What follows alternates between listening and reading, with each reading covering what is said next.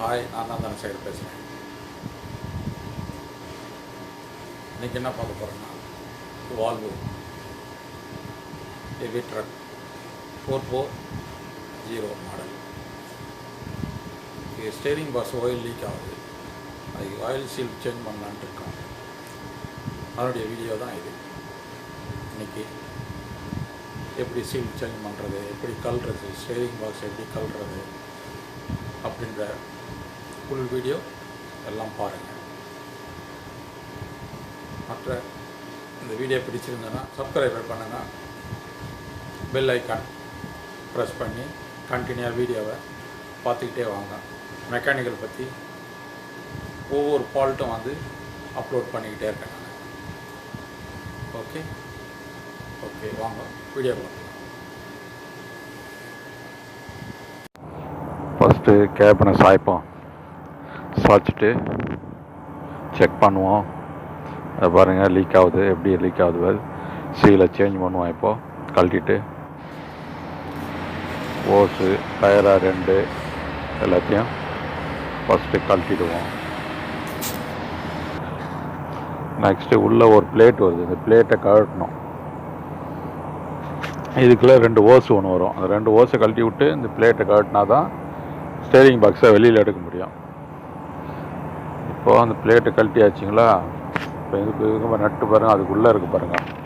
அது கழட்டினா தான் அதுக்கு முன்னாடி இந்த ஓஸு அது கூலர் ஓஸு, இதை கழட்டி விடணும். நெக்ஸ்ட்டு செயின் பிளாக் போட்டு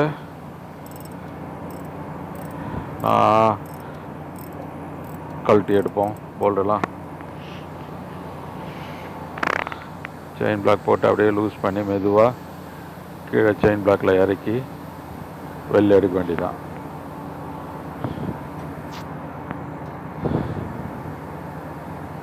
கரெக்டாக பெல்ட்டு கரெக்டாக போட்டு முடி போட்டு கழட்டணும். இறக்கியாச்சு. இப்போ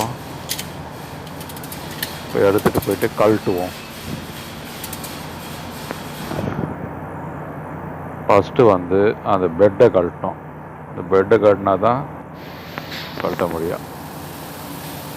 பெட்டு அலாங்கி போல்டு வரும், 4 போல்டு, 17 சைஸ் அலாங்கி. அதை கழட்டணும். நெக்ஸ்ட் இந்த நெட்டை கழட்டுவோம். நெட்டை கழட்டி வெளில எடுத்துட்டு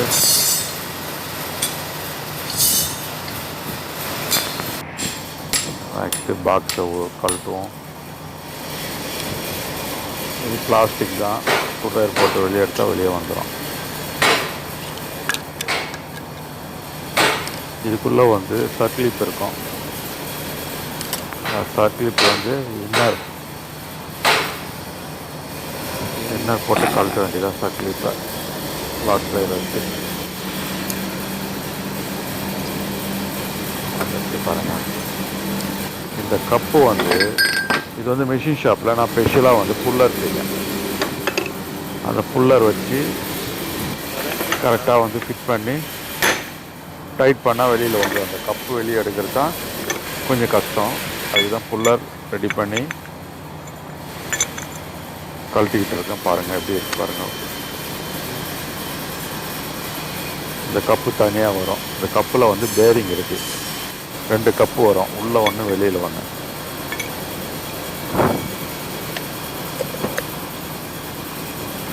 இந்த கப்புக்குள்ளே ஓரிங் வரும், வெளியே லீக் ஆகாமல் இருக்க ஓரிங்கு, ஸ்டீலு 2 ஸ்டீலு.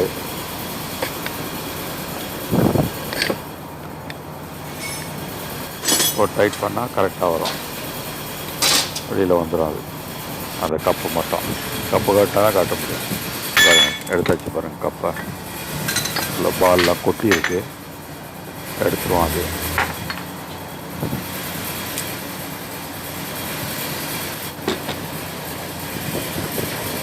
நெக்ஸ்ட்டு அது வெளியில் எடுத்துடலாம். அதை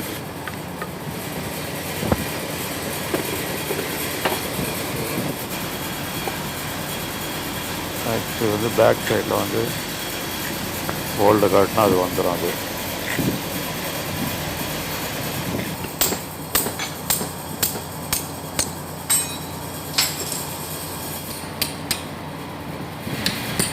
இதில் ஒரு ஓரிங் வரும்.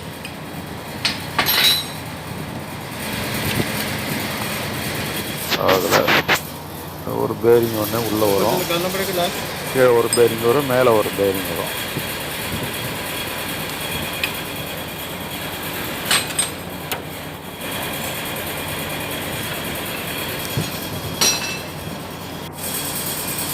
பாருங்கள் அந்த சீலை மட்டும் ஒரே ஒரு சீல் மட்டும்தான். அது ஃப்ரண்டில் வர சீலு கீட்டில் வரமாட்டேங்குது.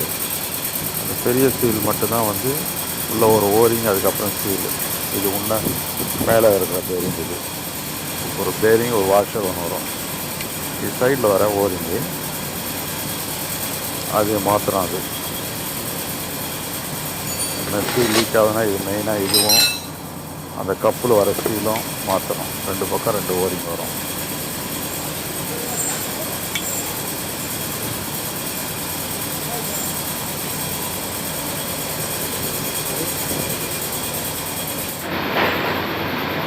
இது மேலே வர சீல், இது மெயின் சீல் மேலே மாற்றும் போது எல்லா சீலும் மாற்றி விட்டோம்னா லீக் ஆகாது. அது வாஷர் ஒன்று வரும், அந்த வாஷருக்கு மேலே வரும். பாருங்கள், 21219942 பார்ட் நம்பரு. அதான் மெயினு. இதை மாற்றினா தான் கரெக்டாக கொஞ்சம் ப்ரெஷர் கொஞ்சம் ஈஸியாக இருக்கும், ஃப்ரீயாக இருக்கும். ஸ்டேரிங் வந்து ஃப்ரீயாக இருக்கும்.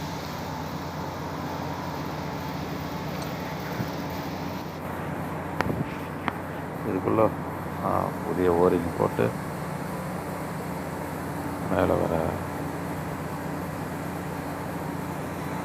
வர சீலை போட்டு வேண்டியதான்.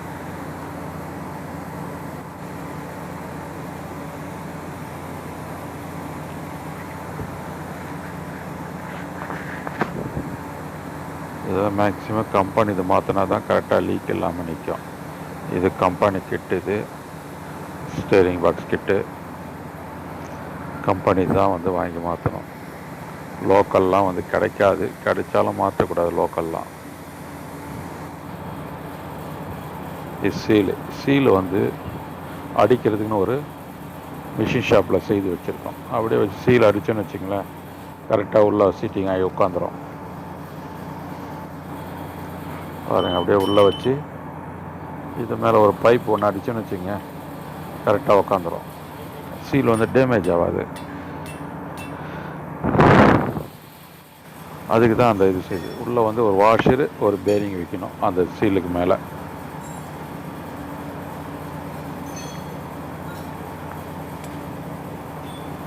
எல்லா ஓயிலெலாம் வந்து ஃப்ரீயாக உள்ளே வச்சு ப்ரெஸ் பண்ணுவோம். இது ஏடிஎஃப் ஆயில். இது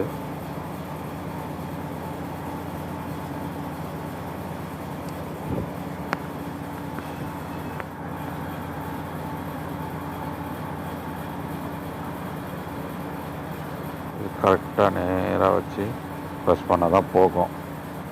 கொஞ்சம் இப்படி அப்படி டேன் ஆயிடுச்சுன்னா வந்து உள்ளே இறங்காது. இறங்க மாட்டேங்குது பாருங்கள். சரியாக இருந்தால் கரெக்டாக இறங்க ஃப்ரீயாக. கீழே வந்து இந்த கப்பில் ஒரு பேரிங் வரும், சீல் ஒன்று வரும். நம்ம இந்த சீலையே மாற்றிடணும்.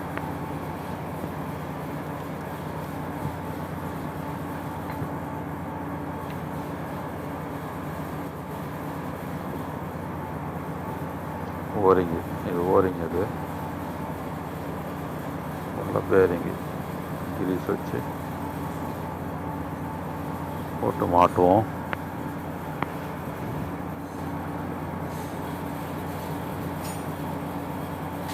கரெக்டாக பொசிஷனாக மாட்டணும். அது அப்போ அந்த ஏர் வந்து அந்த அந்த பாயிண்டில் கரெக்டாக அந்த ஏர் எடுக்கிற ஸ்க்ரூக்கு நேராக வச்சு மாட்டணும்.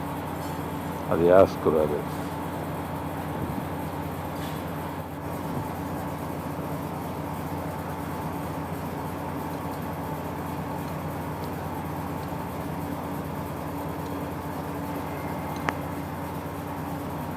நெக்ஸ்ட்டு சென்டர் இது மாட்டிடுவோம். ஃப்ரீயாக டேன் ஆகுது பாருங்கள். கையில் டேன் பண்ணால் டேன் ஆகுது பாருங்கள்.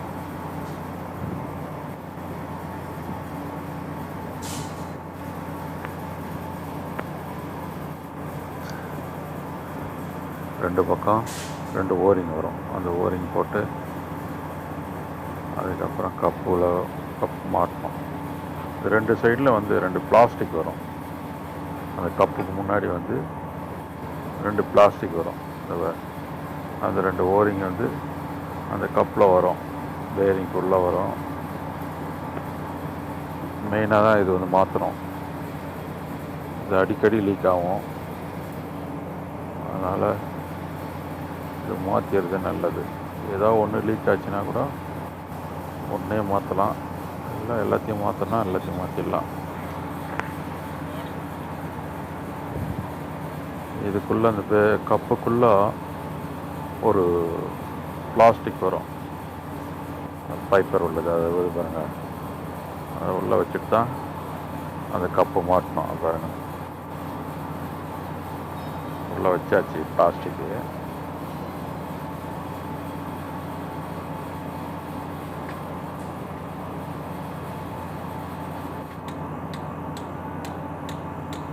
கீ கார்டு இருக்குது. கரெக்டாக அந்த கீ கார்டில் வச்சு அடிக்கணும், டேன் ஆகாமல் இருக்க.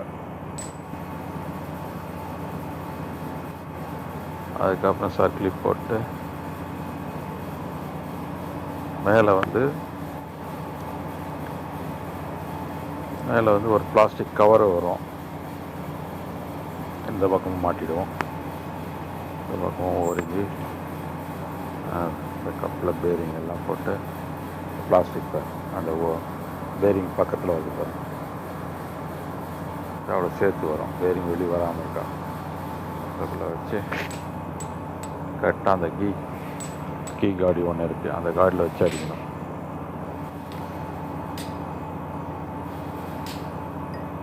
அடிச்சுட்டு கரெக்டாக லாக் போட்டால் போகிறோம்.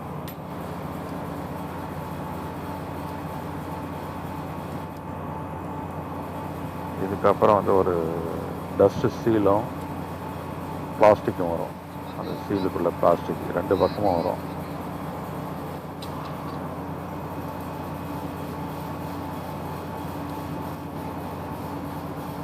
வருது பாருங்கள், டஸ்ட்டு சீலு உள்ள ஒரு இது ஒன்று வரும். சும்மா வந்து டைட்டாக ப்ரெஸ் பண்ண போகிறோம், அது லாக் ஆகிடும். அது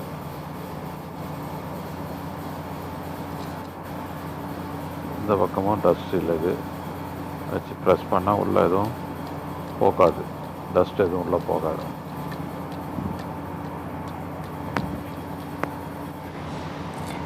நெக்ஸ்ட்டு டைட் பண்ணுவோம். எல்லாத்தையும்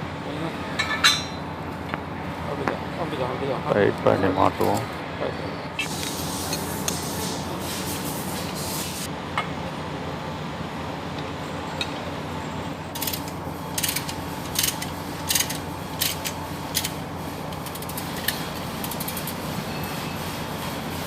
அப்படி செயின் பிளாக் போட்டு மேலே இழுக்க வேண்டியதான். டைட் பண்ணி கரெக்டாக போல்ட்டு போட்டு டைட் பண்ணிவிடுவோம்.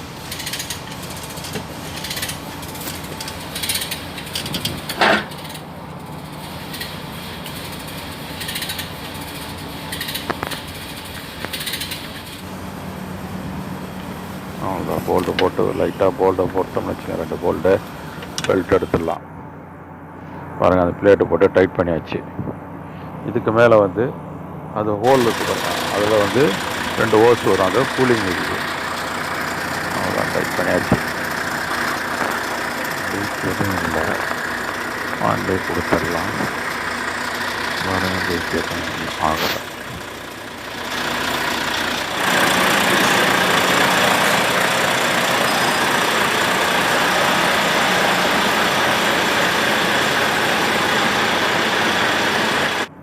வண்டி செக் பண்ணியாச்சு.